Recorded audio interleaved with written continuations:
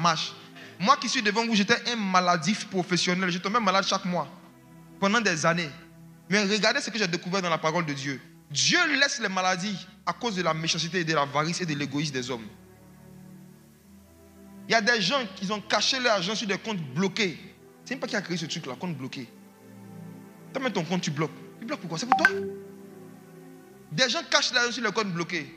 Parfois, c'est des chrétiens. Je leur mets à cœur. Fais un don ici. Regarde, il y a une campagne d'évangélisation. Regarde, il y a une conférence. Fais un don. Ah non, Seigneur, moi je dois économiser. Ok. Il envoie une petite maladie qui coûte exactement le montant que tu as mis sur le compte bloqué. Une petite opération bénigne.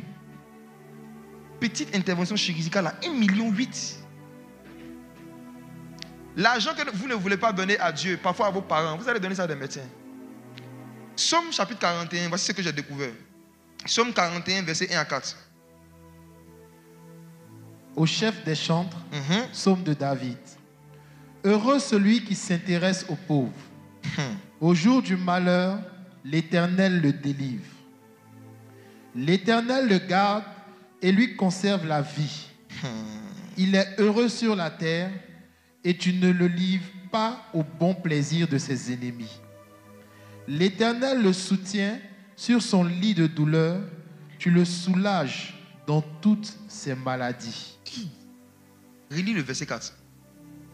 L'Éternel le soutient sur son lit de douleur, tu le soulages dans toutes ses maladies. C'est qui que Dieu guérit dans toutes ses douleurs? C'est qui que Dieu soulage dans toutes ses maladies? Regardez le verset 1. Quelle est cette personne à qui Dieu peut décider que toi, je veux chaque fois te guérir de toutes tes maladies? Regardez, c'est à qui? Celui qui s'intéresse aux pauvres. C'est fini. Hein? En fait, non. Pratiquer l'aumône, aider régulièrement des pauvres, te mettre dans une alliance avec Dieu où chaque fois que toi tu es malade, il va te guérir. Il y a des gens qui sont malades parce qu'ils sont mauvais. Ce n'est pas ce qui est écrit. Ce n'est pas une interprétation. Celui qui s'intéresse aux pauvres là, voici les bénéfices, les bénédictions que Dieu lui donne. Parmi ces bénédictions, il y a la santé. Celui qui s'intéresse aux pauvres. Il y a des gens qui sont sur la terre ici, qui vivent dans la débauche, qui vivent dans l'alcool. Mais Dieu leur donne toujours la santé. Que certaines personnes qui se sanctifient, qui sont toujours à l'église, mais qui sont toujours malades. Parce que eux, dans leur méchanceté, là, chaque mois, ils scolarisent des orphelins, ils aident des veuves. Dieu préfère donner la santé à un débauché qui s'intéresse aux pauvres qu'à un saint mauvais.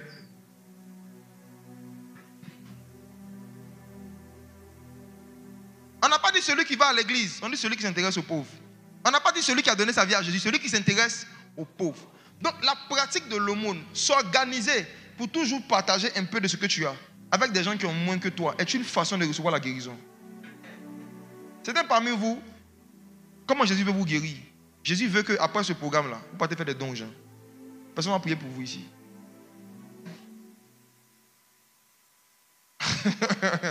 Je vous dis ce que j'ai reçu du Seigneur. J'ai dit il y a différentes méthodes que le Saint-Esprit utilise pour guérir. Il peut te guérir par un ancien qui prie pour toi. Il peut te guérir par ta propre foi. Comme on a vu hier, ta foi peut te sauver. Il peut te guérir aussi parce que tu t'es intéressé aux pauvres. Ça veut dire un intérêt que tu vas montrer à quelqu'un qui est plus dans le besoin que toi, peut pousser Dieu à s'intéresser à ta santé. Si tu sens que tu es concerné, il faut commencer à réfléchir. Qu'est-ce que tu as donné quand tu as sorti d'ici? La vérité, c'est quoi?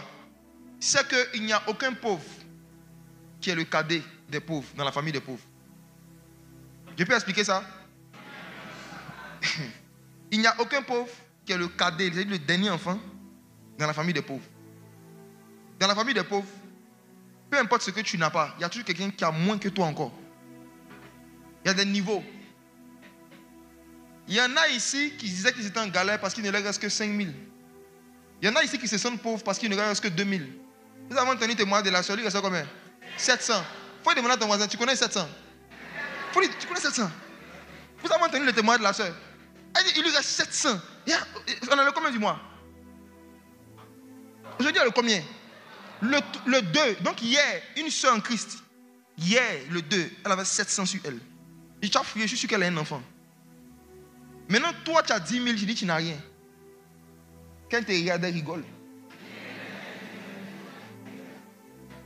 À chaque fois que tu penses que ce que tu as est petit, il y a toujours quelqu'un quelque part qui est encore moins que toi.